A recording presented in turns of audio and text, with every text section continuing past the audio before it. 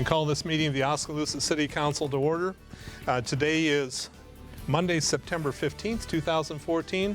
And let's start with the invocation. Would you please join me in prayer?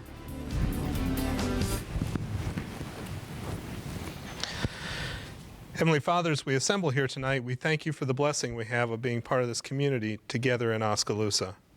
We recognize your blessing comes with responsibility.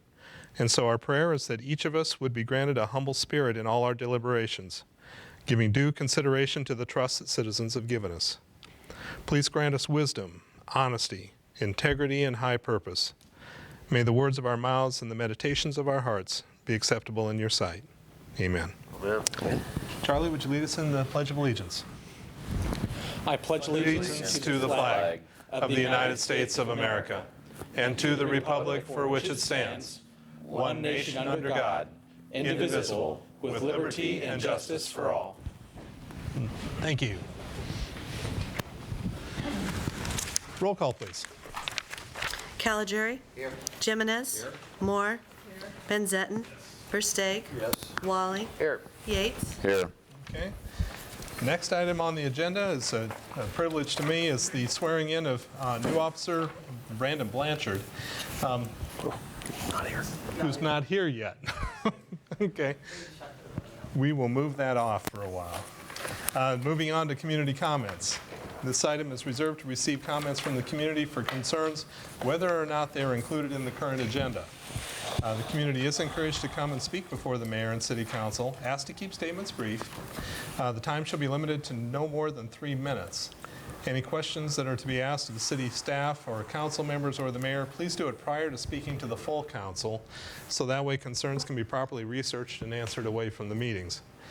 Comments are to be directed to the mayor and city council only. Is there anyone who would like to speak tonight? Yes, ma'am. Ladies first. My name is Rebecca Sells DeYoung. I'm an Oskaloosa citizen.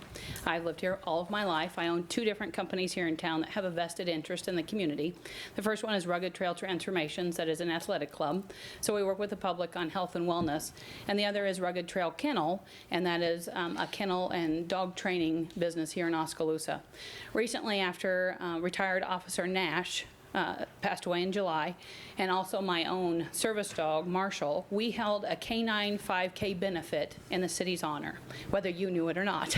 And so we, among 50 people, silent auction, t-shirt sales, and the registration fees, put together $1,455 for the city towards the Oskaloosa City Dog Park. This is something that we would like to do annually in July in both of their honors, to continue a maintenance fund for the city of Oskaloosa for the dog park. We realize this issue may be in still conversation mode. It may not be ready to break ground, but we would like to let the city council know that the city does want this. The city, the citizens of Oskaloosa do feel that this would be an asset to the community, not only for revenue for the city, but it could be a good thing in health and wellness, mentally and physically in the city. And so RD Keep and I have met a couple of times just with our own personal opinions about this, and we do feel that this is something that your city wants. So on behalf of our Canine 5K, here's your funds. Thanks, Rebecca. Okay. Thank you very much. Who do I give this to? Go to Amy. Thank you. Thank you, Rebecca. Okay, RD, I think you stood up next. RD Keep, 1410 Westfield Drive, and I don't think I could have had a better segue. We did not know that this was going to occur at the same time, because I came to kind of update the council on where we're at with that project. So I do appreciate that, and thank you for a few minutes. I know a number of you have had questions about where this dog park project is going and where it's at. And it's kind of had its ups and downs, but it's back on track. Currently, I've been in conversation with city staff. We would like for the park to go south of Edmondson Pool, down below the small parking lot. We are looking at 2 sites, or two areas, one running north and south and one running east and west. I have hired Garden Associates, and they have been out to do a survey. We've got that done. They have put together a preliminary site plan that we have given to city staff, and we are getting comments on that. The total project cost is going to vary once we get the, simply for the fencing. The fencing is the big cost. It's the one that is kind of the wild card. We're estimating that's approximately 1,300 linear feet of fencing. And so I have received bids on that, both for a 4-foot and 6-foot fence.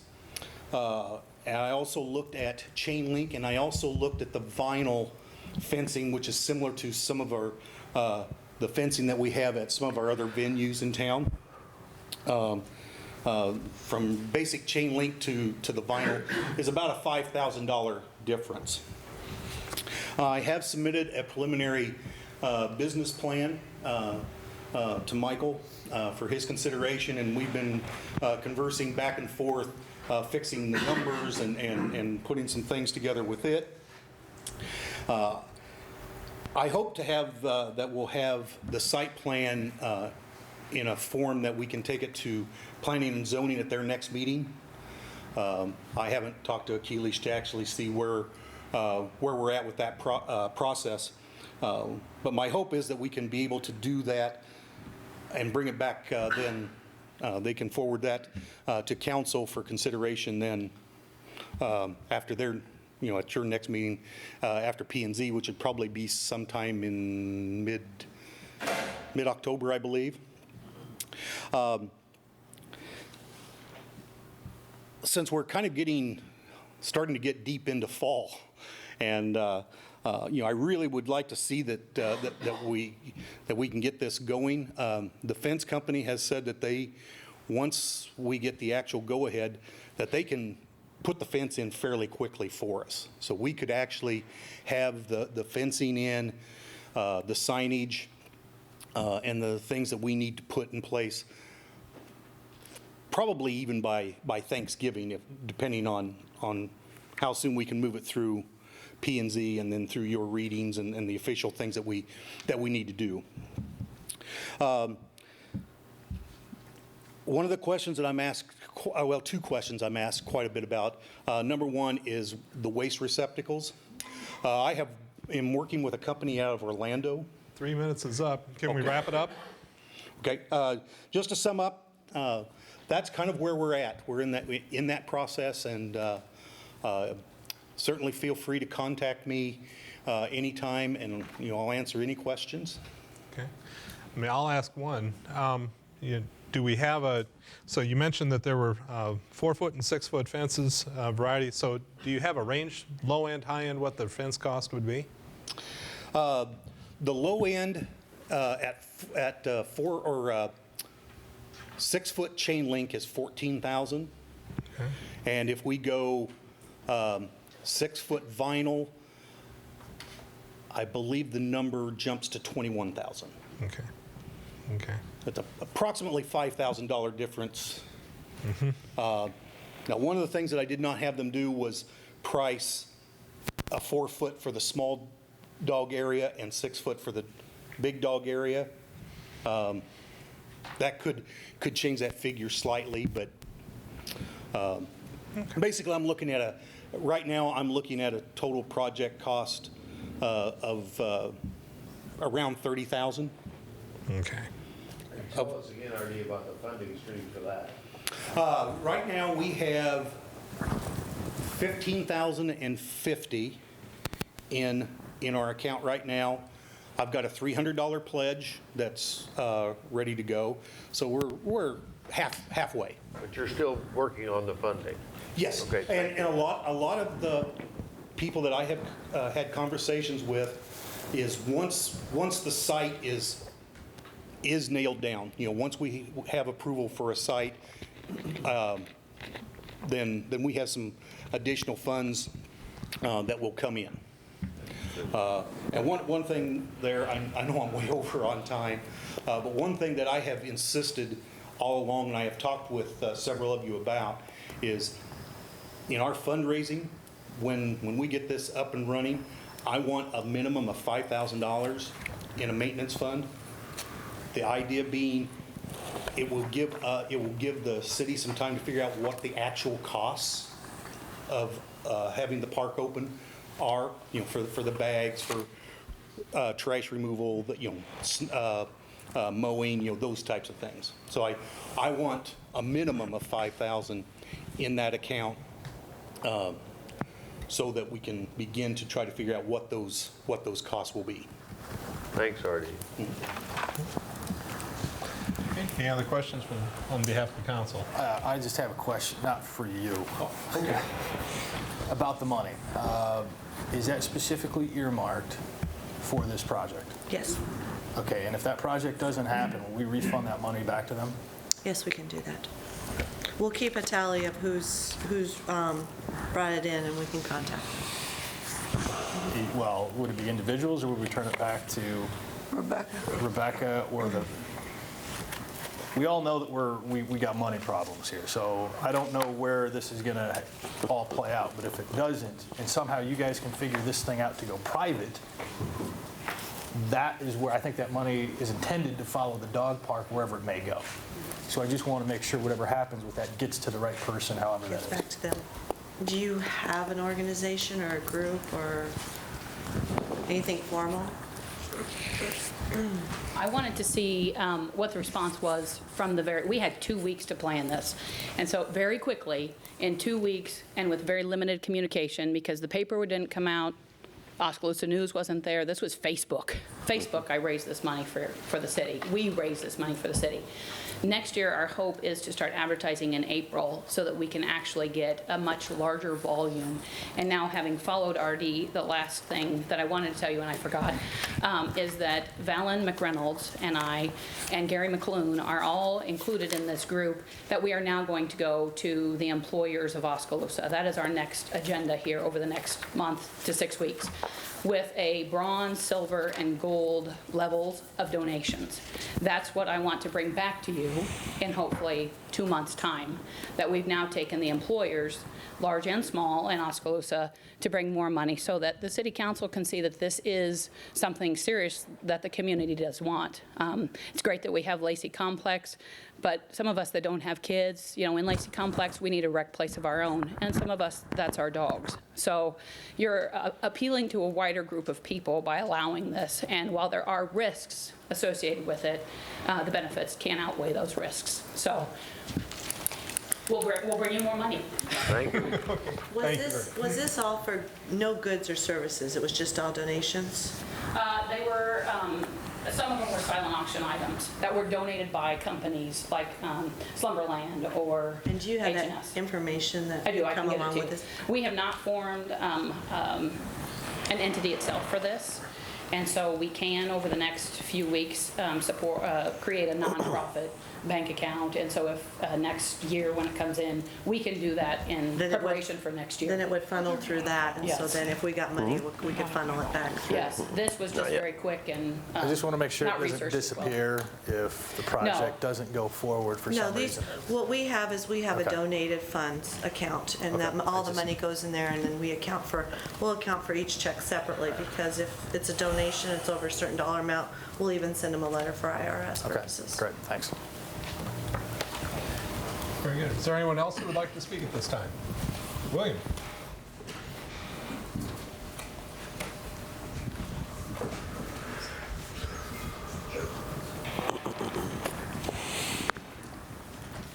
William Ottens, 401 South A Street, and your library director. I just wanted to take a couple of minutes to tell you about a program that we have coming up. Well, it's actually starting tonight. Mahaska Reads is a community-wide reading project. We encourage everyone in Mahaska County and the city of Oskaloosa to read the same book during the same period of time. This year's selection is 12 Years a Slave. We haven't done a Mahaska Reads project in a couple of years just because of the transition between directors and leadership at the library. This year, I partnered with William Penn University's Wilcox Library, the Oskaloosa High School Library, and the Book Vault to put together a series of programs and events. Tomorrow night is the first one. We have Pete Grady. He's an actor, and he's going to do a portrayal of Ulysses S. Grant. That's at 5:30 at the library tomorrow. Following that, the librarians at Wilcox and the Oskaloosa High School are going to do, and myself are going to do a presentation on similar titles to this year's selection, which is 12 Years a Slave. We're also going to do a screening of 12 Years a Slave, the film, at the library. The Teen Advisory Board's annual cemetery walk is going to focus on pre-Civil War era residents of Oskaloosa. If any of you have been to the cemetery walk, each of the teens on the board give a brief presentation about a resident of Oskaloosa. Then concluding, we have Ronald Rietveld, who is a retired professor of history. He's going to do a presentation on Abraham Lincoln and the Emancipation Proclamation. So lots of great things going around in the community. Mahaska Reads is a one community, one book project. The idea is just to get the community together at these programs and events and book discussions, just to talk about similar topics and issues. So on behalf of the Oskaloosa Library and the Mahaska Reads Committee, I would like to present a copy of 12 Years a Slave to the mayor. Hey, how come just a mayor? Sure. Oh, my goodness. Better pass it around. I will.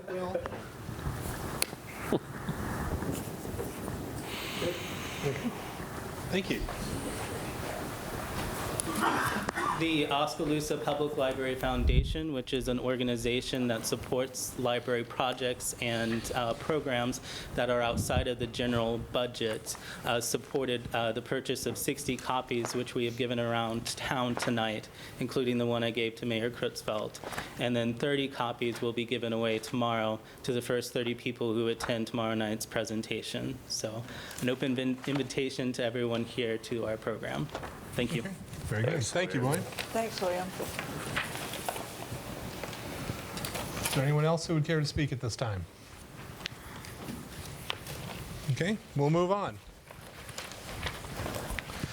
Item 6 is the consent agenda. These are items that are routine in nature, accepting the minutes and reports from various meetings, boards and commissions. However, tucked in there is also the appointments to the Planning and Zoning Commission of Dawn Collins and Sarah Tarbell, and the appointment to the Water Board of Mike Bohr, and then various other considerations as well, and scheduling a public hearing on October 20th, levying special assessment against private property for weed cutting by the city. I do have a motion to accept and motion to approve the consent agenda. Second. Okay, any discussion? Roll call, please. Versteg. Yes. Walling. Yes. Yates. Yes. Caligiuri. Yes. Jimenez. Yes. Moore. Yes. And Zetton. No. Okay, that passes. Item A, moving into the regular agenda, A, is consider a site plan for the properties referred to as the reserves at Ironwood, located at 1302 and 1320 High Avenue West. Explanation on this is that Engineering Solutions has submitted a site plan for a new 48-unit apartment complex referred to as the reserves at Ironwood, located at 1302 and 1320 High Avenue West. The site in consideration is 4.09 acres in the area, and the present zoning of these properties is multiple family residential, or R3 district. Applicant has submitted the required site plan for review by city staff. The site plan includes a demolition, landscape, lighting, and final grading plan, as well as elevations and plans for utility connections and stormwater piping system. The site plan illustrates 3 new 2-story apartment buildings, 9,900 square foot each, and a 1,725 square foot 1-story community clubhouse, giving a total building area of 31,425 square feet. The proposed site will have 3 two-way traffic access points, 2 from High Avenue West and 1 from South L Street. New 5-foot wide public sidewalk will be installed along High Avenue West and South L Street adjacent to the properties. The new sidewalk will match the existing sidewalk setback from the back of the curb, with additional city right-of-way being dedicated along South L Street. The site includes or indicates a total of 109 standard parking spaces and 7 handicap accessible spaces. The proposed site will be connected to existing storm and sanitary sewer along South L Street. In order to avoid overloading the existing storm sewer system, the storm water will be directed to a detention chamber that's prior to exiting the site. The sanitary sewer will connect to an existing 12-inch main. The plans also show 2 water taps into existing 4-inch water mains, one on High Avenue West and one on South L Street. These 4-inch water mains will not be adequate for the fire protection needs of this proposed project. Therefore, the Water Department is requiring an additional 8-inch water main to be constructed to the site. At their meeting on September 8 of 2014, Planning and Zoning Commission voted yes by a 5-0 vote to approve the site plan, but it had some stipulations. The first being that the Water Department has 2 options for bringing the 8-inch water main to the site. Option 1 is to construct the new 8-inch water main along High Avenue West from where the 8-inch water main ends near Crystal Heights Care Center. Option 2 is to construct a new 8-inch water main from an existing 12-inch water main along 2nd Avenue West. Both options may require easement agreements, and the applicable plan sheets will need to be updated to show those changes. Number 2, additional right-of-way will be dedicated to the city along South L Street for the proposed sidewalk as shown in the plans.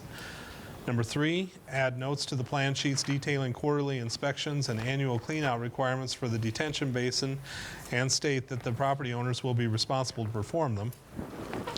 Number 4, the site impervious area shall be 70% or less. The site plan indicates an incorrect impervious surface area. Number 5 is the addition of ADA ramps on the west side of the northeast entrance going north to the High Avenue sidewalk, which is the northeast corner of Building A, and also add an ADA ramp on the north side at the corner of the intersection of High Avenue and L Street. Number 6, the note on the landscape plan sheet should read, "The city reserves the right to require an additional barrier if the proposed landscaping does not adequately block the parking lot vehicular lighting." Number 7, the water section of the cover sheet indicates City of Washington. So that has to be changed to the City of Oskaloosa. The materials listed must also be changed to reflect Oskaloosa Water Department specifications. And number 8, the east wall of Building B must be at least 13 feet from the adjacent property line in order to meet the city code side yard requirement. And then finally, in addition, staff noticed that landscaping or a barrier may also be needed along the parking in the southeast corner of the site in order to block vehicular lighting to the south into a residence. So, there's a lot of description there. Do we have a motion for approval of the site plan with these stipulations? Second. Okay, any additional comments? On the sheets, where is the stormwater retention area? Is it in the northwest corner? Mayor, that's actually in the southeast section. It's a chamber, should be located in this section here.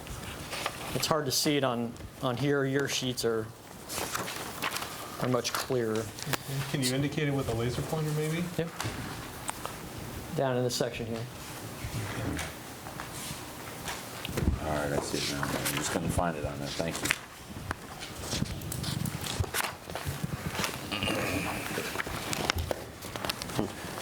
Mayor, Council, I will say, pleased with the responsiveness from Ironwood Property and Overland Property Development Group and the revisions that have been requested, and we've had a process of exchanging comments, which has been good. So they've been very responsive to anything that staff has put forward. I think it goes without saying that I'm pretty excited to see this project go in as a redevelopment opportunity.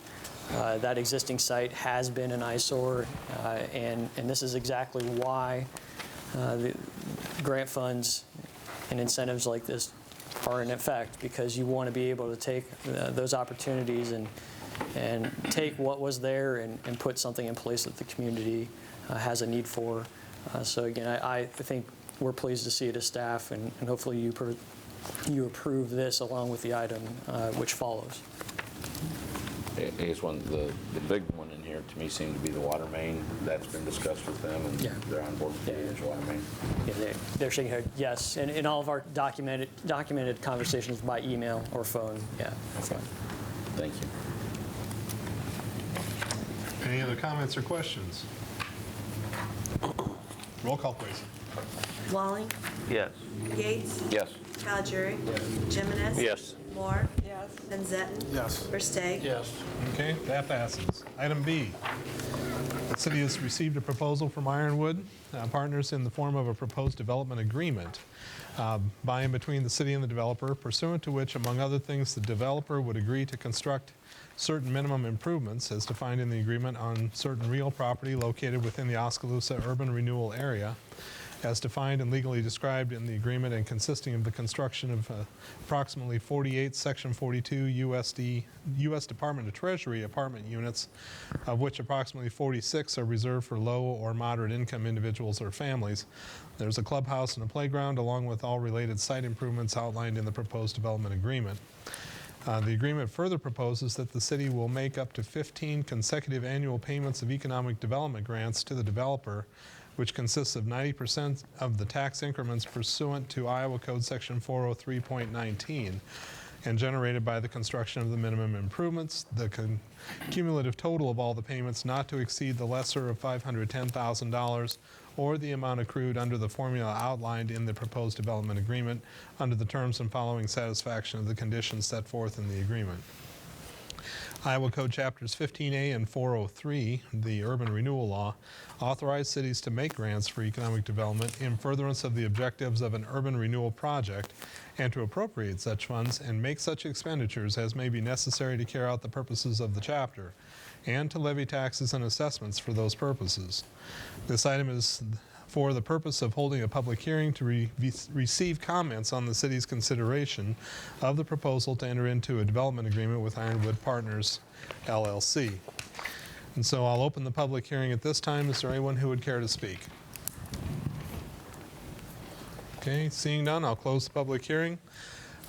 So do we have a motion to approve the resolution approving and authorize the execution of the development agreement? Second. Okay. Question. Yeah. If I remember right, when we first met this project, and I noticed the wording in here says low and moderate income. I thought we were at moderate income. I know it wasn't going to be Section 8, I believe. That's right. And it's not. And then the second part of my question is, can it revert back to Section 8? Mayor, Council, there are specific guidelines by which they receive their funding for in their, basically, the income guidelines are specific for the project, and it is a wide range. It has to be affordable based on those guidelines, and so it does cover the span of low to moderate. It's not just one classification of low or moderate income. So it's the whole thing. It has to be, and Brett could probably explain this better than I can. He does it for a living. But you have to have so many within each category. I So many understood it units. as the way it was. There was any Section 8. Well, it wasn't Section 8, but it was all going to be low income with a few of the moderates. There are a few units. Well, maybe you can clarify for us, what exactly are we working with here? Good evening, Council, Mr. Mayor. And you, Brett, could you introduce your name? Brett Johnson, Overland Property Group. I'm one of the partners, represented here with one of the other partners, Rex Veneer, who is out of Boston. I'm from Overland Park, Kansas. First, I want to thank you guys. Last time I was in front of you, it was to ask for a resolution of support to get this deal to move forward. This was through IFA, which is a very competitive process statewide. There were multiple applicants from all over the Midwest for deals in Iowa. When I was in front of you, I said that Overland Property Group is submitting 2 deals, one here and one in Washington. And we were fairly comfortable that we could probably get one of those. And we said we would fight equally hard for both. We ended up with both. So we're one of the few that actually got them. And the reason we did was we maxed out points.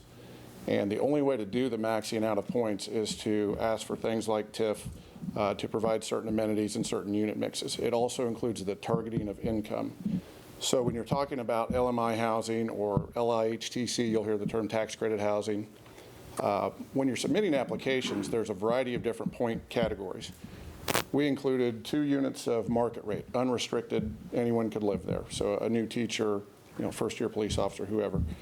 The rest of them are targeted from anywhere from 60% of the area median income down to, I think we have a couple of units at 30%. So you're going to have folks that are making as much as $38,000 a year with a family of 2 or 3, all the way down to some that are making, you know, $15 an hour. That's a lower percentage of our unit mix, and I can provide that to you. But essentially what this program does is you've got people that are going to be at income restrictions, but the rents are higher than what you would see in your typical Section 8. So I think our rents range from $425 for a one-bedroom up to about $675 on the highest end tax credit unit. And then you have some that are going to be $750 for the unrestricted. A lot of times, and Mike's right, I do this a lot. I explain to a lot of people about tax credit. It gets confused a lot with Section 8. Section 8 is rent subsidy.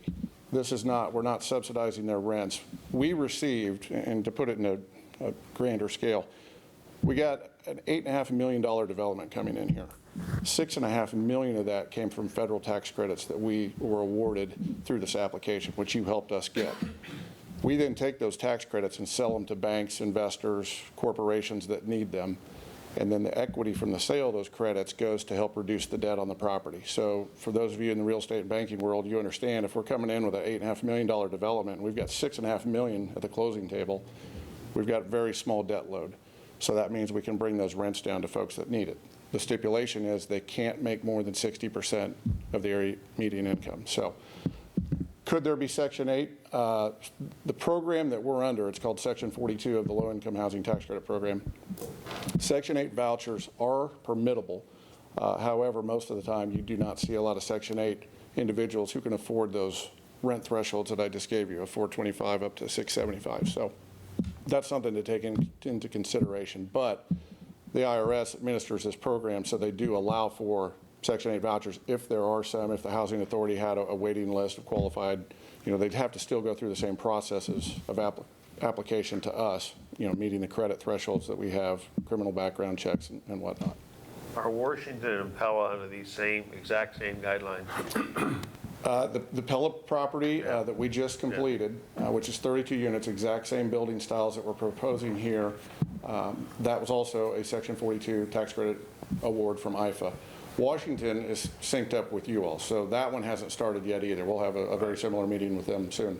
Storm Lake was synced up with Pella. We've been lucky enough to get 4 deals in Iowa in the last 3 years.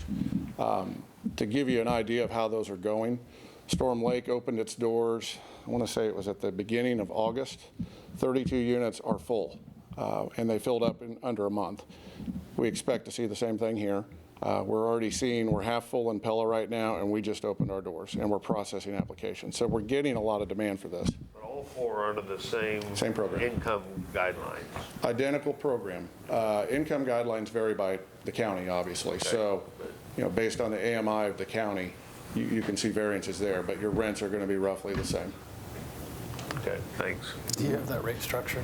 You said that you could provide that to us? Sure. 60%? Yeah, in fact, we've got it right here. Well, just email it to us. Okay. I'd like to see that. Great. And timeline, we're ready to close now. We've been doing our underwriting. The syndicator who administers the investment of the tax credits, they have been underwriting us for the past 60 days. The bank is all ready to go. We're ready to close. This is the last step in that process. So as soon as we close, you know, the contractor's already locked in, everything's ready to roll. It's just a matter of getting this done. And again, we do have some additional costs that have arisen. We're willing to absorb those as well. Real quickly on the TIF, I know we kind of talked through it real lightly, but the TIF was important to get 30 points. And without that TIF, we wouldn't have gotten the deal here. So you guys approving that was crucial. That is also not a cash outlay by the city. That is an incremental tax rebate. So if the ground's being taxed right now at $1,000 a year, and then after our improvements it goes to $10,000 a year, we would get rebated over 15 years, 90% of that, not to exceed $510,000, I believe. That's something, we still pay for all the infrastructure cost on that, but that TIF helps to offset some of that. Real quick explanation on that. Parliamentary question, is this a one read and we're good to go, or is there 3 readings on this? It's a resolution. So once we approve this, he's good to go to the closing table. On the schedule, appreciate you hitting that somewhat, but based on where we're at, when would you anticipate people seeing activity at the property? Well, the first thing is we have to do some abatement, it appears, on those buildings over there. We had Terracon come in and do a study. It looks like we're going to be at least 2 weeks for them to go through their processes of notification and whatnot. Again, as soon as we close, we've authorized the contractor to mobilize and start moving dirt. In most cases, it's raw ground. This case, it's not. We have multiple buildings there that we have to remove. So the abatement procedures will probably take, I'm going to say 2 to 3 weeks from the time we physically close, and then we'll have the demo. And the demo work could take another 2 to 3 weeks. Yeah, we went through this in Storm Lake, and groundwater freezes up and you can't dig, so we're pushing as fast as we humanly can to get this done. But the abatement, is an extra step that we don't typically see. Thank you. Now, do I understand that these units have to be lower moderate income for you to get your TIF or for get your grant? You have to have 100% of lower moderate income, right?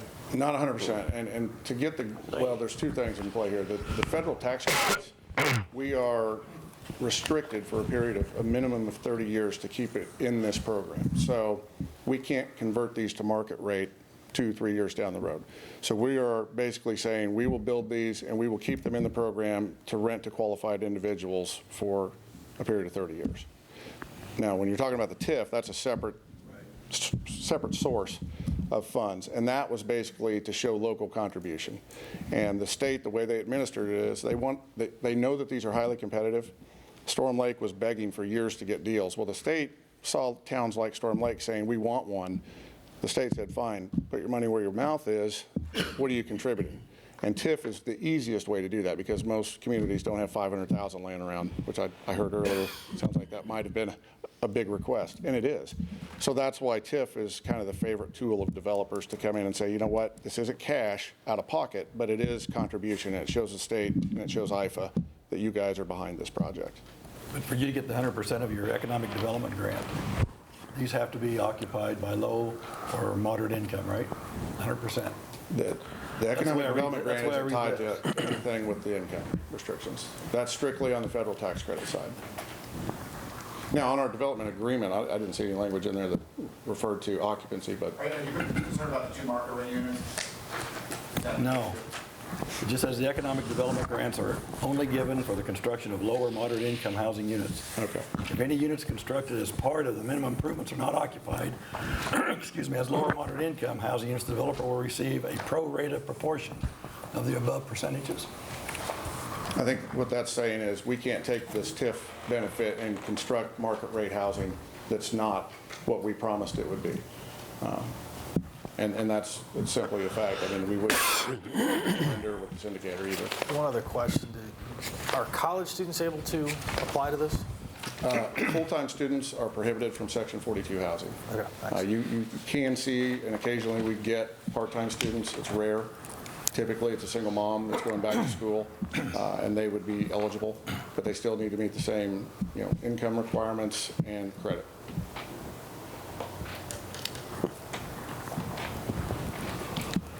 Any other questions or comments? Roll call, please. Yates? Yes. Calgery? Yes. Jimenez? Yes. Moore? Yes. Benzetton? Yes. Versteg? Yes. Walling? Yes. Okay, that passes. Thank you very much. Item C, consider resolution recognizing City Week Iowa, October 6 through 10, 2014, encouraging all citizens to support the celebration and corresponding activities. City of Oskaloosa will be celebrating City Week Iowa, a statewide celebration of cities from October 6 through 10. The City of Oskaloosa will be hosting an open house on October 7, 8, and 9 at City Hall. Open house will be from 11 a.m. to 1 p.m. and will be open to the public. Residents are encouraged to stop by and visit with city staff about the importance of local government and discuss the projects and accomplishments that have occurred this past year in the city. Residents can request a tour of City Hall along with other facilities, and information will be on hand about the proposed new fire station, including a replica of the building. So do we have a motion supporting the recognition of City Week Iowa? Second. Okay, any discussion? Maybe this is a moot point, but aren't we always an open house anyway? Yeah, I think over the noon hour, people have a tendency to go to lunch. All right. So, any elaboration? Make a concerted effort to invite people in to see maybe what they don't always get to see or want to see, and that's what this is about, is trying to let people understand what are their tax dollars going towards, and what is it that you're paying for with your taxes or your rates, your rate-paying dollars. That's the point of this. And oftentimes, I think as organizations, sometimes politically, it's not necessarily welcome that we celebrate accomplishments. And so I think as an organization, as communities, we're interested in celebrating what we do, just like any other organization would be. And I think if we don't do that, we're selling ourselves short of staff, and it's not necessarily a fun place to work. So that's why we're trying to do something a little different. And with the fire station coming up for the election. I think, if the public cares to see the current conditions of the fire station, want to talk about the proposed project, absolutely, we'd be more than happy to talk about that. Very good. Any other comments or questions? Roll call, please. Caligari. Yes. Jimenez. Yes. Moore. Yes. Benzetton. Yes. Versteg. Yes. Walling. Yes. Yates. Yes. Okay, that passes. Going on to item D, this is to consider an ordinance to vacate and sell 120-foot by 16.5-foot of the north-south alley and the 51.5 by 16.5 of the east-west alley adjacent to 701 High Avenue West. This is a second reading. Robert Werson, the owner of 701 High Avenue West, has requested that the portion of the north-south alley and portion of the east-west alley that are adjacent to his property be vacated. The owner wants to combine all of these parcels for use as a single commercial land parcel. The city conducted a survey of households with direct access to the alleys, and of the residents that responded, total of 3, 3 of them wanted the alley to be vacated. This alley also contains Oskaloosa water and CenturyLink utility infrastructure. Therefore, easement rights will need to be retained for access to the above-mentioned utilities. Planning and Zoning Commission considered this item at their August 11, 2014 meeting, recommending by a vote of 4 yes and 0 no, that the City Council approve the alley vacate request. So do we have a motion supporting the ordinance to vacate and sell the 2 alleys? So moved. Second. Any discussion? Is there a reason to have a third reading on this? Since everybody's kind of My in favor. question, too. I'd make a motion to waive third reading. I'll second that. Okay. Is there any, I'm not opposed to it, is there any request for it? Is the project, anything happening that needs to be moved forward quickly? It hasn't made that request. We haven't, I don't know if we've necessarily asked them if they wanted it waived, but appears to be a pretty non-controversial item, especially since they've modified the request to not include somebody else's half of the alley vacate. We did talk about it as staff and whether or not it would do them any good. They still need to submit their site plan. It needs to go through P&Z, which will occur at the next meeting in October. Does it necessarily do anything? I don't know. I think, from my perspective, it wouldn't hurt. But this group typically doesn't do that unless there's some urgent need. But we haven't been asked. That's the short answer. And Doug, if I could too, just to respond to your question about anything happening. I just noticed earlier today they were out there on site taking some boring samples. So there's some activity going on. And again, I'm not opposed to it. As Michael commented, as a group, we typically don't. It gives the public another chance for 2 more weeks for them to come in if they want to comment. It's the reason the process is there. Again, I don't have any reason not to do it other than in the past, we've always said we wanted to make sure there was a very good reason to do it. They're not asking for it. If they were requesting it, I guess it'd be different. And Mayor and Council, I don't necessarily know for a fact that they know they could request it. I haven't been in those conversations. I don't think they know. We don't inform the applicants that they can waive unless there is a requirement. If they ask for us, I think we do inform them that there's a procedure to waive that. So. And normally, I agree with you, but in this case, it doesn't look like there's anybody up on this one, and as the last gentleman said, time is short this time of year, and if we can help them just speed along the process, 2 weeks. Especially Not that on it this applies to, particular lot, 'cause it's yeah, an not ugly that it lot applies to anyway. everything, but I think this particular I'd love time, to see something built there. yeah. Any other comments on waiving the rules? Okay. Roll call on just waiving the rules. Jimenez, Yes. Moore. Yes. Van Zetten, Yes. Versteg. Yes. Walling, Okay. Yates, Yes. Callegeri. Yes. Okay. 6 yes, 1 okay. So that proceeds. Okay, any further comments on the ordinance to vacate and sell the alleys? Okay, roll call, please. Moore. Yes. Van Zetten, Yes. Versteg. Yes. Walling, Yes. Yates, Yes. Callegeri. Jimenez. Yes. Okay, that passes. I just feel when we play around with that, it's just like we have all this trouble over sidewalks, and we haven't got that put to bed, but I don't know. It just seems like You could have voted no. we keep I know I could have. End of discussion. How about that? Yeah. That's why we have these agendas. I voted okay. When a vote is done, we move on to something else. Okay, next item. Let's consider an ordinance amending the city's electric franchise agreement with Mid-American Energy, increasing the existing electric franchise fees by an additional 2% of the company's gross revenues for all service classes, and this is the third reading. The current 25-year electric franchise agreement with Mid-American Energy Company was approved and renewed by the City Council in 2011. At the time of the renewal, a significant change was made to the franchise fee amount charged on the company's gross revenues. The change was an increase from 0.2% over all classes to 3% for all classes except industrial, which was increased from 0.2% to 1.5%. The increase in revenues was specifically earmarked for infrastructure improvements as specified in the Iowa Code. The increase in the franchise fee was completed as an alternative to issuing debt paid by property taxes for needed infrastructure improvements, and this decision resulted in a lower tax burden for the average property owner in the city. City Council is now considering an additional 2% across-the-board increase to the existing franchise fee rates and an expansion of the allowable uses for the revenue derived from the franchise fees collected.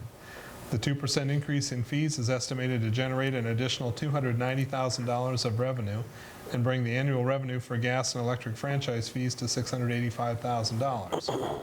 The additional revenue would be used in a manner acceptable to the City Council through the currently approved revenue purpose statement or an amended version of that document. Initial discussions with the City Council during study sessions indicate a desire to use the revenue to offset the impact that is associated with the recently approved property tax reform legislation by the Iowa Legislature, SF 295, and pay for costs to provide public safety services within the community. The increase in the fees can be accomplished through an amendment to the franchise agreements with Mid-American Energy Company, and the City Council held the required public hearing to accept comments from the public on the proposed franchise amendment on August 18th of 2014. So, anyway, so it goes on to talk about section 13.16.140, showing the language that would be changed in the event of this change in the ordinance. So do we have a motion regarding the ordinance amending the city's electric franchise agreement up an additional 2%? So moved. Okay, we've got a motion, we've got a second. Discussion. I thought, Michael, that we were going to find out about Mid-America rate increase and what that was going to do before we voted on this. That's correct. Council members, Mayor, Council, so previous meeting, Councilmember Walling had asked about rate increases, and it's been kind of a learning process. We've, throughout the last few weeks, I thought I knew one thing, learned some new information. In fact, the Mid-American had previously approved approval for an average 10.4% rate increase over 3-4 year period of time. And Cumulative, Michael? Cumulative, yes, yes. And the first went into effect through an interim rate, I want to say effective 2013 and continuing through 2014. And then January 2015, there will be another 3.5% increase. And then in January 2016, there'll be another 3.3%. And this is on electric. All users or certain groups? That was the average across all users, as we've been told. Yeah, and there's a lot of factors in there. Not obviously. everyone's average. So that's all you can get is an average. Right. What the information I first presented to you was the equalization, and the rates, because Mid-American ended up purchasing or acquiring other entities who provide power, there were rate differentials between them. So they're trying to get all their ratepayers on the same rate schedule. And for our particular area, there'll be a 0.1%, essentially a 0.1% decrease. And again, that does vary as well by classification. But over that 10-year period, you'll see a very small drop in what the rates are going to increase. Makes perfect sense, right? So you'll get the rate increases, and then there'll also be an equalization, which drops it slightly. That's probably the best way I can put it. The data we don't know yet is how much revenue we'll get if we stay at 3% with the new increased utility fees to the utility user. But they're working on that, and they're willing to provide that. And I think Michael's working on it also. But right now, They couldn't have it for us by tonight. But if we think we were going to get 290,000 at the existing rates, the rates go up 10%, I mean, wouldn't you expect it to be 10% of the 290 Over 3 years. over 3 years? And well, it'd be less than that because there's nothing in there for gas. Gas is Correct. going Right. up. So the most that we would have additional is going to be something less than $29,000. 290,000. No, 290. 29, correct. Great, same. no, wait, how much? But even then, that's spread over 3 years. Well, it's before spread you over get 3 years, to and that it doesn't include gas. So it's going to be something much less than something less than $29,000 is the impact. And I guess I didn't understand it last month or last meeting, and certainly want the additional information. But if I'm understanding, this is about something less than $29,000 to wait for that exact number. It's not going to change how I look at this. We still need these funds, but that's my view. Yeah. And I think it's also worthy of consideration. People have a tendency to react when the price of something goes up. So Mid-American does these energy audits, and then with CFL bulbs, and then now the new LED bulbs, I think energy consumption is likely to hold steady or decline in the near future as well. Whether it'd be a full 3% or not, I don't know. But that would also work against whatever kind of an increase is going on. But right now, we don't know for sure, we're just, Something less than 29,000, yeah, is that a year? if we stay. Yes.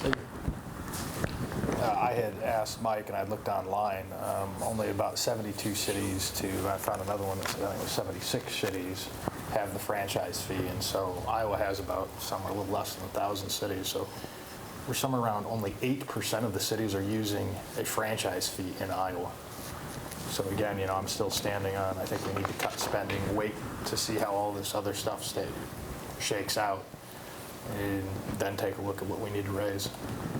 Yeah, because right now, we are budgeted, we are meeting our obligations financially. Right now, we're, Yes, yes. And again, I think there was a comment made earlier in the meeting that we have financial troubles. I don't see that as being the case. I want to make sure everybody understands that but this was first just and money foremost. in order to backfill, and this property tax thing is not going to happen until, what, 2016? Well, we're starting to see the impacts of this legislation now. It starts to really pick up as you go out in 5 years. This gives you as council, us as an organization, more flexibility to maybe, one, for the short term, to take into consideration other obligations that you have been discussing.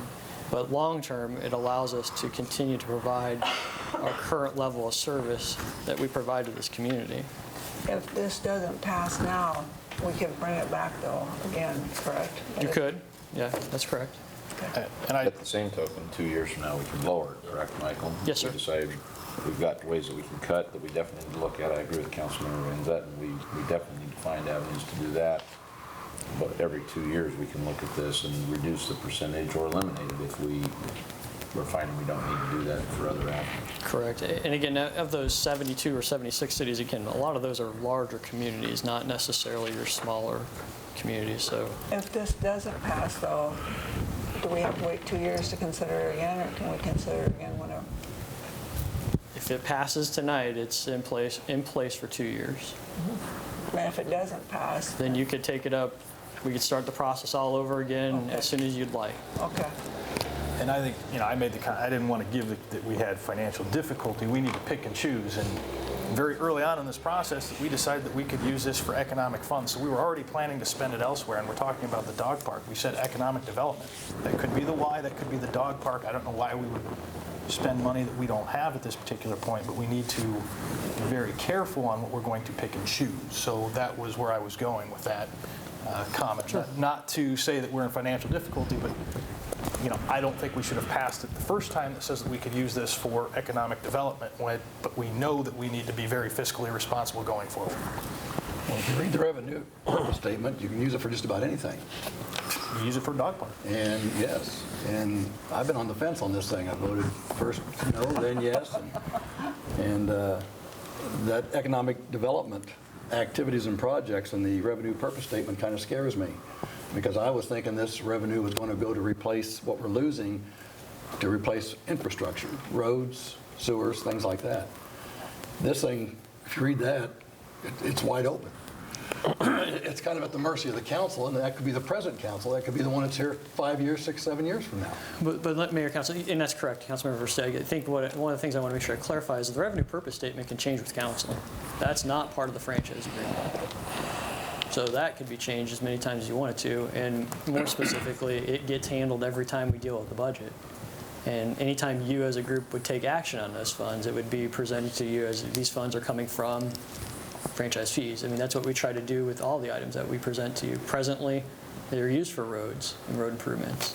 I don't necessarily see that changing in the near future, but again, if there becomes a situation where the funds are needed, I'm going to present a budget to you and say, here are options to fund our current level of service, and franchise fees could be that source. We will always try to go with property taxes first, because that's what pays for police, fire, library, parks, pool, and administration, and legal. And legal. And council. But that's what your property taxes pay for. And then if there is a shortfall, projected shortfall, then we would be looking at other funds to make up that shortfall. And that's where this grouping of funds comes into play. And I just want to make sure, if you believe we should do the franchise fee, that's one issue. The concept that we needed to wait another 2 weeks or whatever to see what the rate increase is going to do, my opinion is that's negligible. We can vote tonight on whether you believe in the franchise fee or not. I don't think we're going to learn anything in 2 weeks that makes a difference on the amount of it. So, there was the concept that we table the motion and wait 2 weeks for that information. I don't think that makes sense. I think we vote on whether we believe in the franchise fee and whether we need it as a community. I personally believe we do for all the things we've got coming at us. But if we don't, I see there's no value in, I don't see value in waiting 2 weeks to learn something of much less than $29,000. So I just want to make sure we're separating the issue on whether we wait 2 weeks. To me, I agree 100% with you, Doug. I'm just saying that I agree, yeah. I want the money used for roads and infrastructure only. And that's not what I'm reading here. And I noticed that the revenue purpose statement wasn't put in tonight's agenda. We already passed that. Yeah, that's passed.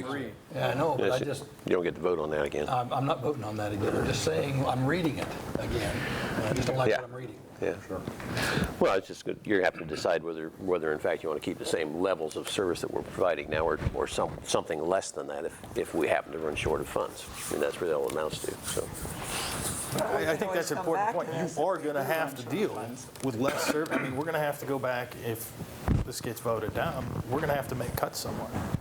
And I think that's what we should have done first, rather than pass this revenue purpose statement for the Y or the dog park or whatever else, we're going to decide to use it on. Any further comments or questions? Roll call, please. Van Zetten, The motion is what exactly? This is the third reading. Third Of the reason Mid-America interchange. to increase it. Increase. Okay, so no means of voting it down, correct? No. Versteeg. No. Walling. No. Yates. Yes. Caligiuri. Yes. Jimenez. Yes. Moore. No. Okay, it fails, 4-3. Next item is to consider an ordinance amending the city's natural gas franchise agreement with Mid-American Energy Company, increasing the existing natural gas franchise fees by an additional 2%. Pretty much the same description as what we had for the electric side. Do we have a motion for approval of the increase in the gas franchise agreement? Second. Okay, any discussion? Roll call, please. Versteeg. No. Walling. No. Yates. Yes. Caligiuri. Yes. Jimenez. Yes. Moore. No. And Zetton. No. Okay, that fails, 4-3. We can always come back. Okay, gets us towards the end of the agenda here. Reports from city staff. City manager. Yes, Mayor. I have one item that I want to show you. If you just hit escape there. Okay. At the last meeting, prior to the last city council meeting on the 2nd, a committee met and we discussed the sidewalk situation, the sidewalks to nowhere, and specifically the Tuscany Village project. And as you might recall, during that meeting on 9/2, the actual council meeting, there was no report by me, but I wanted to make sure we did get a report out to you on maybe what the committee recommends and the approach that they've taken. So what I have on the screen for you, and I'll use the laser pointer, Tuscany Village is going to be located right here, Edmondson Park. And we as staff presented to the committee that one of the options, as discussed in the meeting of the council, is that run sidewalk north from Tuscany Village to the west end entrance of Edmondson Park. And the short of it was the committee agreed that the project could move forward. The estimated cost was under $15,000. We received 2 bids on that recently, and it is under $15,000. What this does not show, or the bid does not include, as far as I understand, is it doesn't include connecting 15th Avenue West, because if you note here, from those 2 points, there's a gap of 270, 250 feet, something like that. Sidewalks. We as staff would recommend that those connect up to Tuscany Village at some point in the near future. And then also south of Tuscany Village, there's going to be sidewalks that terminate. We'd like to see those connect up to the Edmondson Clubhouse, the golf course clubhouse. Those are items that we would also like to see added, not necessarily at this point in time. I think the council and the committee's urgency was let's try to address Tuscany Village's request in that short-term situation. So we as staff are ready to proceed. There was questions about whether or not there was funding in the budget to accommodate this. We did not specifically budget this project in the fiscal year 15 budget. However, we do have funds to accomplish that, and it would come from either franchise fees or local option sales tax.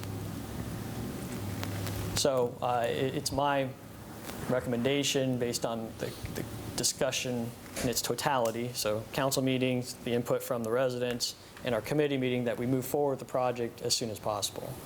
If anybody has any objections to that, I'd like to hear that, and then maybe we could consider a different approach.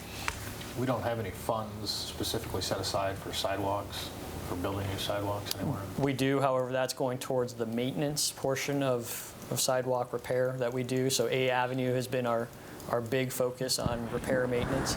We have our own responsibilities to take care of as a city, but we also have to sometimes carry the cost if people don't do those repairs on their own.